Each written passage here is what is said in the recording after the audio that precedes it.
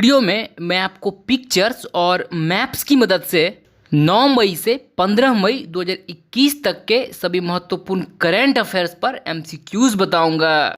अब देखिए, current affairs interesting तो है, लेकिन डायनेमिक सब्जेक्ट होने के कारण कई बार हम पूरा घटना या इवेंट को डिटेल से समझने के बाद भी प्रीलिम्स या ऑब्जेक्टिव एग्जाम्स में पूछे जाने वाले डेटा जैसे कि एग्जैक्ट नेम और प्लेस जैसी अति महत्वपूर्ण चीज़ों में कंफ्यूज हो जाते हैं।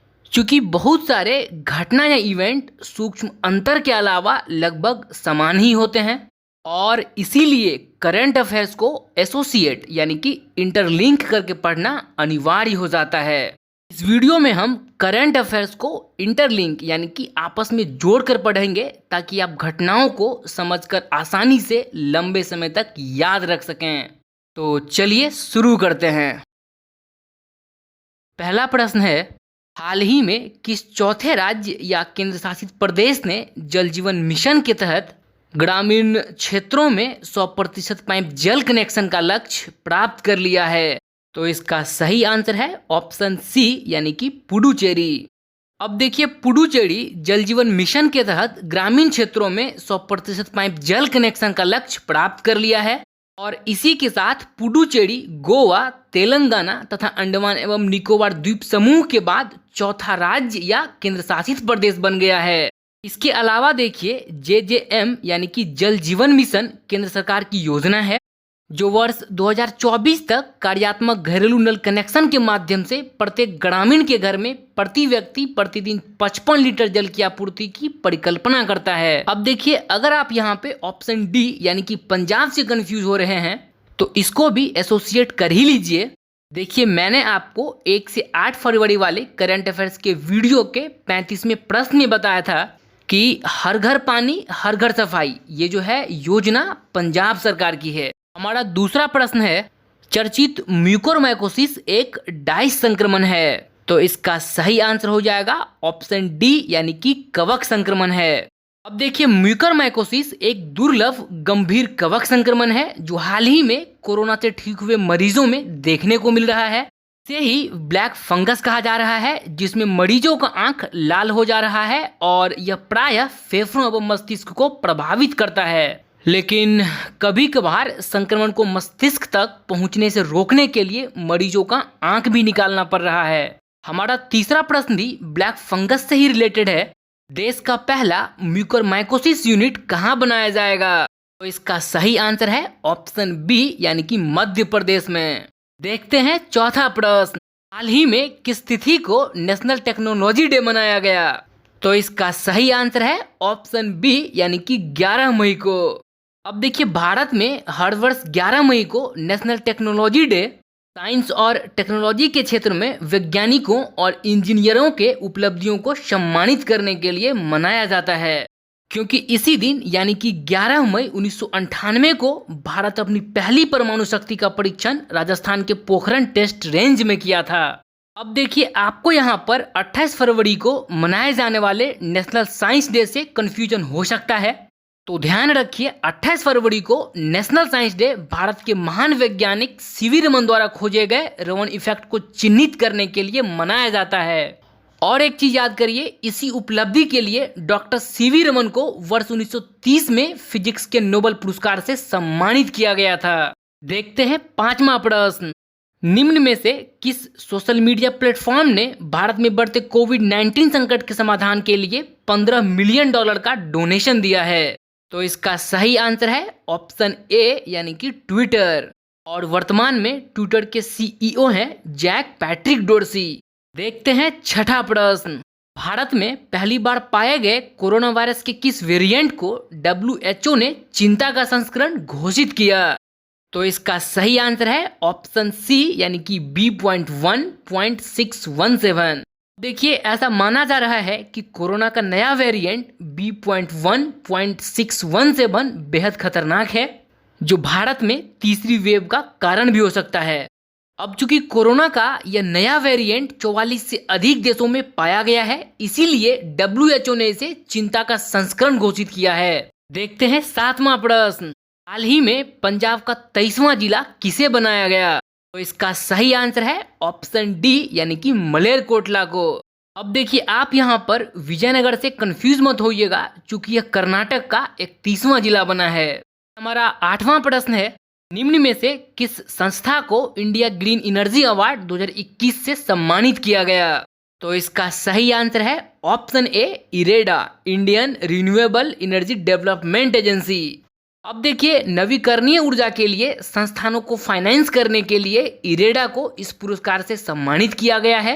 और आप जानते हैं India green energy award Indian chamber of commerce के द्वारा दिया जाता है। देखते हैं 9वां प्रश्न, drug controller general of India ने किस वैक्सीन को 2 से 18 वर्ष के बच्चों पर क्लिनिकल ट्रायल के लिए स्वीकृति दी है? तो इसका सही आंसर है ऑप्शन बी यानी कि कोवैक्सीन को। और आप जानते हैं भारत बायोटेक ने कोवैक्सीन को भारतीय आयुर्विज्ञान अनुसंधान परिषद यानी कि ICMR के साथ मिलकर विकसित किया है। और एक चीज ध्यान रखिएगा, कोवैक्सीन भारत में विकसित प्रथम कोविड का टीका है। देखते हैं 10वां प्रश्न, हाल ही में वर्ल्ड फूड प्राइज 2021 किसने जीता? तो इसका सही आंसर है ऑप्शन सी यानी कि शकुंतला थिलस्टेड। वास्तव में शकुंतला थिलस्टेड एक भारतवंशी ग्लोबल न्यूट्रिशन एक्सपर्ट हैं, जिन्हें यह पुरस्कार बांग्लादेश की छोटी नेटिव मछली की प्रजातियों पर किए गए रिसर्च के लिए दिया गया है। हमारा 11वां प्रश्न है, वेरिस्क मेपलक्रॉफ्ट रिपोर्ट के अनुसार विश्व के 100 पर्यावरण जोखिम वाले शहरों में भारत के कितने शहर हैं? तो इसका सही आंसर है ऑप्शन ए यानी कि 43 शहर हैं।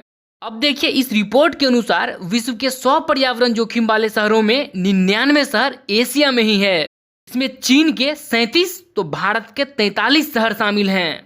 अब देखते हैं 12वां प्रश्न, हाल ही में भारत के किस राज्य में लाल कान वाला स्लाइडर कछुआ पाया गया है जो स्थानीय कछुओं के लिए खतरा पैदा कर रहे हैं? तो इसका सही आंसर है ऑप्शन डी यानी कि असम में। अब देखिए वास्तव में लाल कान वाला स्लाइडर कछुआ अमेरिकी नस्ल का कछुआ है, जो व्यापक रूप से संयुक्त राज्य अमेरिका और उत्तरी मैक्सिको में पाया जाता है। अभी हाल ही में एक शोध प्रकाशित किया गया था, जिसके अनुसार अमेरिका के लाल कान वाले स्लाइडर कछुए असम के दीपोर बिल वन्य जीव अभ्यारण्य में स्थानीय कछुओं के लिए खतरा पैदा कर रहे हैं। अब आइए इसको एसोसिएट भी कर लेते हैं। जैसा कि हमने पिछले ही वीडियो में पढ़ा है कि असम राज्य की कुछ युवा लड़कियों ने मुरहन बायोडिग्रेडेबल योगा मैट विकसित किया है, जिसकी शुरुआत असम के इसी दीपोर बिल वन्यजीव अभ्यारण्य से हुई थी। इसके अलावा यहाँ से एक और चीज नोट कीजिए, दीपोर बिल वन्यजीव अभ्यारण्य भारत के कुल 42 रामसर साइटों में से भी एक है। देखते हैं 13वां प्रश्न, अमेरिका के बाद मंगल ग्रह के सतह पर रोवर उतारने वाला विश्व का दूसरा देश कौन बना है? तो इसका सही आंसर है ऑप्शन बी यानी कि चीन। अब देखिए अभी हाल ही में चीन का ताइवान 1 स्पेसक्राफ्ट मंगल ग्रह की सतह पर सफलतापूर्वक उतर गया है। चीन का यह लैंडर फरवरी से ही मंगल ग्रह के ऑर्बिट यानी कि कक्षा में था, जो अब मंगल ग्रह के सतह पर उतर गया है। अब आइए इसको भी एसोसिएट कर लेते हैं। आप यहाँ पर ऑप्शन डी यानी कि सऊदी अरब अमीरात से कंफ्यूज मत होइएगा, क्योंकि हमने आपको बताया है कि सऊदी अरब अमीरात का स्पेसक्राफ्ट होप मंगल ग्रह की कक्षा में पहुंचा है और इस तरह मंगल की कक्षा में अंतरिक्षयान भेजने वाला सऊदी अरब अमीरात पहला अरब देश बन गया है। लेकिन चीन मंगल ग्रह की सतह पर रोवर उतारकर ऐसा करने वाला अमेरिका के बाद विश्व का दूसरा देश बन गया है। देखते हैं 14वां प्रश्न, हाल ही में दुर्घटनाग्रस्त हुए चीनी रॉकेट लॉन्ग मार्च 5B का अवशेष कहाँ गिरा? तो इसका सही आंसर है ऑप्शन सी यानी कि हिंद महासागर में। चीन ने लॉन्ग मार्च 5B रॉकेट को 28 अप्रैल को सफलतापूर्वक लॉन्च किया था। देखते हैं 15वां प्रश्न, चर्चित अल अक्सा मस्जिद किस देश में स्थित है? तो इसका सही आंसर है ऑप्शन बी यानी कि इजराइल में। अब देखिए अल अक्सा मस्जिद जेरूसलम में स्थित है और इसी को लेकर फिर से एक बार विवाद छिड़ गया है और इस सिलसिले में इजरायली सेना और फिलिस्तीनी प्रोटेस्टर एक बार फिर से आमने सामने हैं। दोनों देश एक दूसरे पर रॉकेट से हमला कर रहे हैं, जिनमें महिलाओं और बच्चों सहित कई लोग अपनी जान गंवा चुके हैं। इसके अलावा आप यहाँ से एक चीज और याद रखिए, जेरूसलम इस्लाम का तीसरा सबसे बड़ा पवित्र स्थल माना जाता है। देखते हैं 16वां प्रश्न, हाल ही में केपी शर्मा ओली ने नेपाल के प्रधानमंत्री के तौर पर 22 बार शपथ लिया। तो इसका सही आंसर है ऑप्शन डी यानी कि तीसरी बार। देखते हैं 17वां प्रश्न। माउंट सिनाबंग ज्वालामुखी विस्फोट के कारण चर्चे में है, यह किस देश में स्थित है?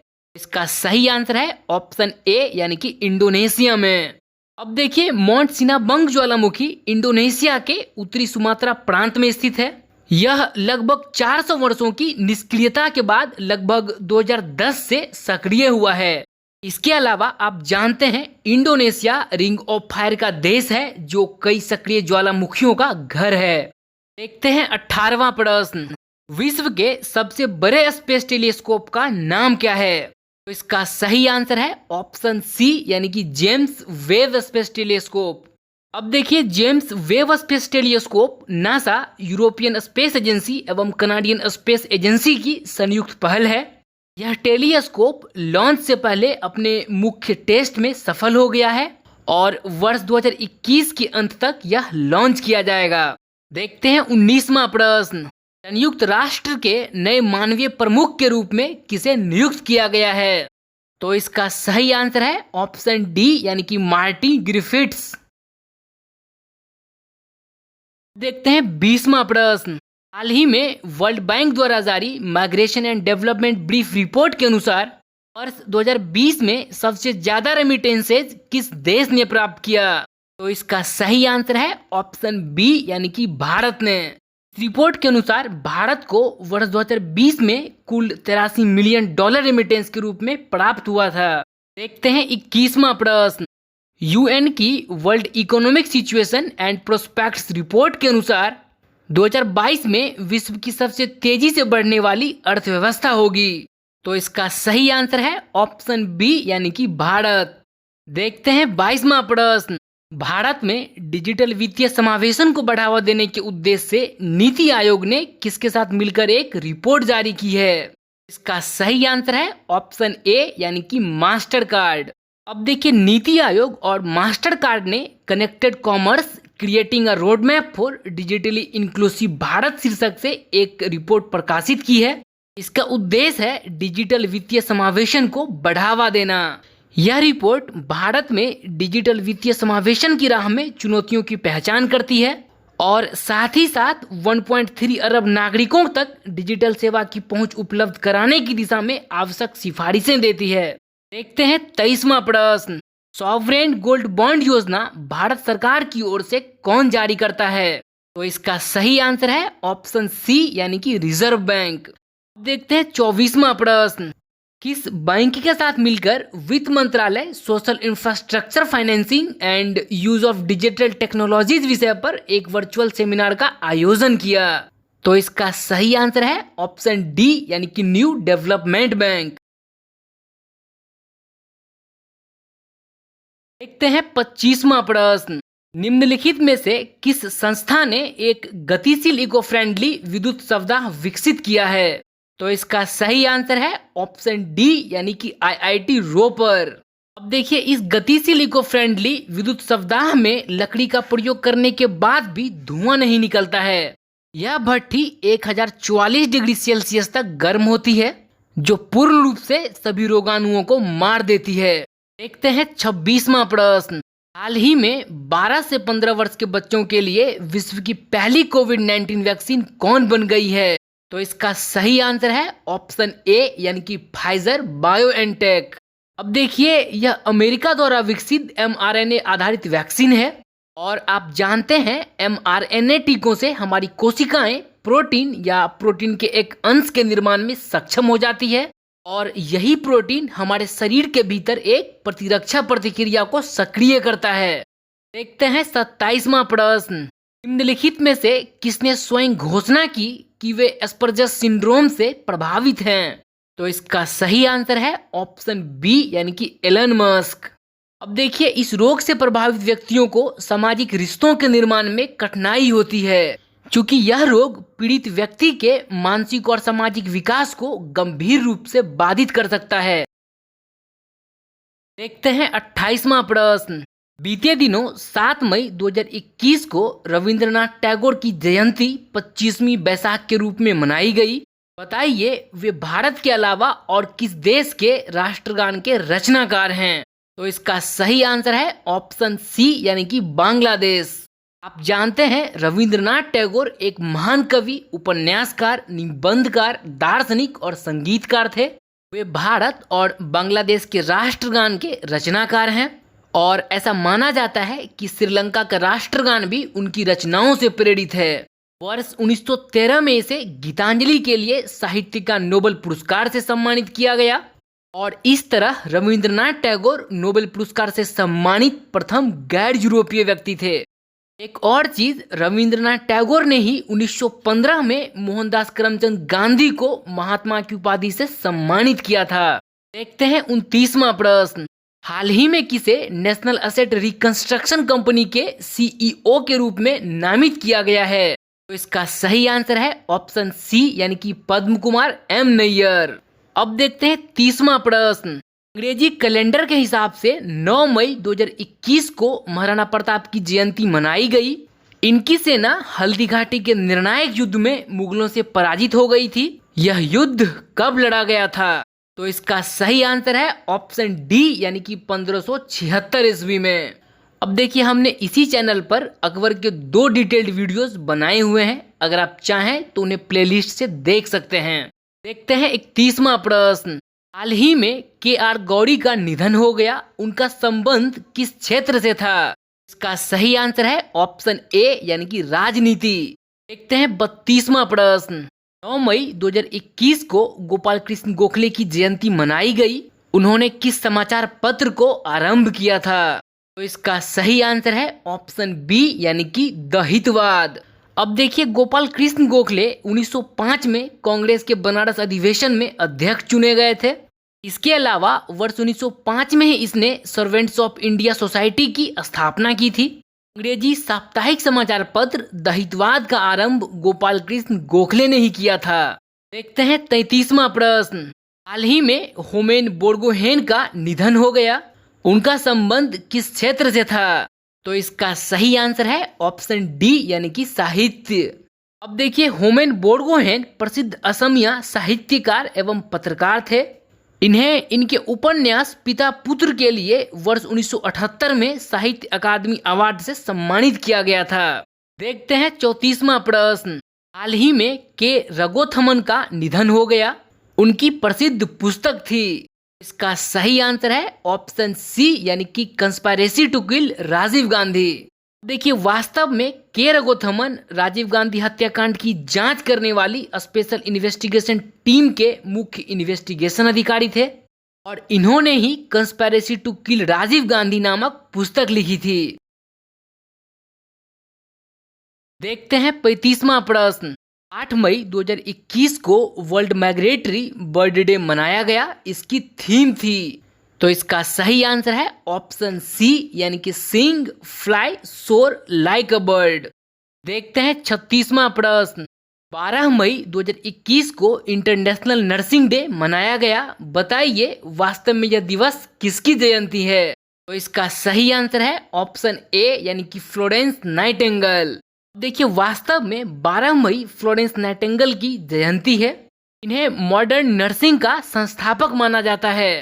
इंटरनेशनल नर्सिंग डे 2021 की थीम थी a voice to lead a vision for future health care. देखते हैं 37वां प्रश्न। असम के नए मुख्यमंत्री कौन बने हैं? तो इसका सही आंसर है ऑप्शन बी हिमंत विश्व शर्मा। देखते हैं 38वां प्रश्न। मेडिकल ऑक्सीजन की स्टैंडर्ड ऑपरेटिंग प्रोसीजर प्रकाशित करने वाला देश का पहला राज्य कौन है? तो इसका सही आंसर है ऑप्शन बी यानी कि मध्य प्रदेश। देखते हैं 39वां प्रश्न। ऑनलाइन बाढ़ रिपोर्टिंग सिस्टम अपनाने वाला देश का पहला राज्य कौन बन गया है? तो इसका सही आंसर है ऑप्शन सी असम। हाल ही में असम राज्य आपदा प्रबंधन एजेंसी ने यूनिसेफ के साथ मिलकर ऑनलाइन बाढ़ रिपोर्टिंग सिस्टम को लॉन्च किया है। इस डिजिटल पहल से पशुओं और फसलों को होने वाले नुकसान से बचाया जा सकेगा और इस तरह असम ऑनलाइन बाढ़ रिपोर्टिंग सिस्टम को अपनाने वाला देश का पहला राज्य बन गया है। देखते हैं 40वां प्रश्न। बिहार शिक्षा परियोजना परिषद ने किसके साथ मिलकर दूरदर्शन के डीडी बिहार चैनल पर मेरा दूरदर्शन मेरा विद्यालय कार्यक्रम को फिर से शुरू किया है। तो इसका सही आंसर है ऑप्शन डी यानी कि यूनिसेफ। अब देखिए, बिहार शिक्षा परियोजना परिषद दूरदर्शन के माध्यम से कक्षा 9 से 12 तक के छात्रों के लिए वर्चुअल लर्निंग शुरू कर रहा है और इस कार्यक्रम में बिहार शिक्षा परियोजना परिषद को यूनिसेफ बिहार से तकनीकी मदद मिल रही है। देखते हैं 41वां प्रश्न। वर्ष 2021 में माउंट एवरेस्ट फतह करने वाली प्रथम भारतीय महिला कौन है? तो इसका सही आंसर है ऑप्शन सी यानी कि तासी यांगजोम। अब देखिए, आप यहाँ पर ऑप्शन ए यानी कि कामी रीता शेरपा से कंफ्यूज मत होइएगा, क्योंकि कामी रीता शेरपा नेपाल की पर्वतारोही हैं जिन्होंने 25 बार माउंट एवरेस्ट को फतह किया है।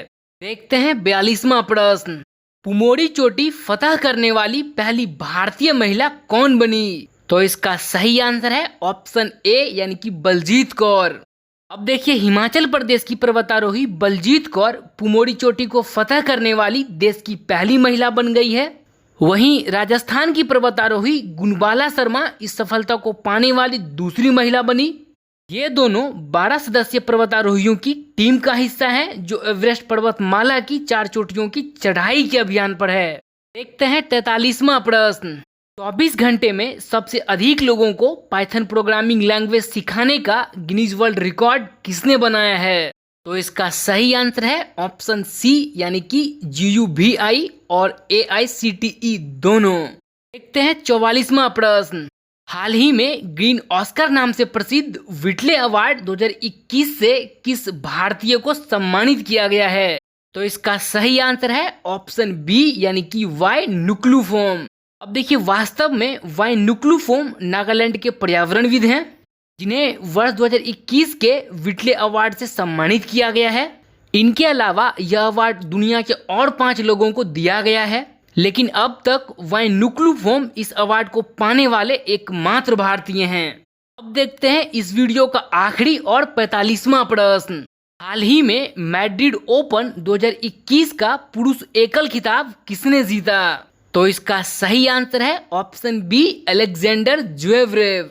इस तरह हमने देखा 9 मई से 15 मई 2021 तक के सभी महत्वपूर्ण करंट अफेयर्स पर 45 MCQs, और मैं उम्मीद करता हूं इन पिक्चर्स और मैप्स की मदद से आप इन महत्वपूर्ण करंट अफेयर्स को काफी आसानी से लंबे समय तक याद रख पाएंगे। आइए अब देखते हैं आज का प्रश्न। चर्चित ब्लैक फंगस एक डाइस संक्रमण है। आपके पास विकल्प हैं जीवाणु, विषाणु, कवक या प्रोटोजोआ। आप अपने आंसर के साथ हमें कमेंट बॉक्स में ये जरूर बताएं कि आपको ये वीडियो कैसी लगी। इसके अलावा एक और चीज़, अगर आपको ये वीडियो अच्छी लगी तो आप इस वीडियो को अपने दोस्तों के साथ फेसबुक और व्हाट्सएप पर शेयर जरूर करें। तो इसी के साथ मैं अपनी बात खत्म करता हूँ। Thank you very much for your time and patience.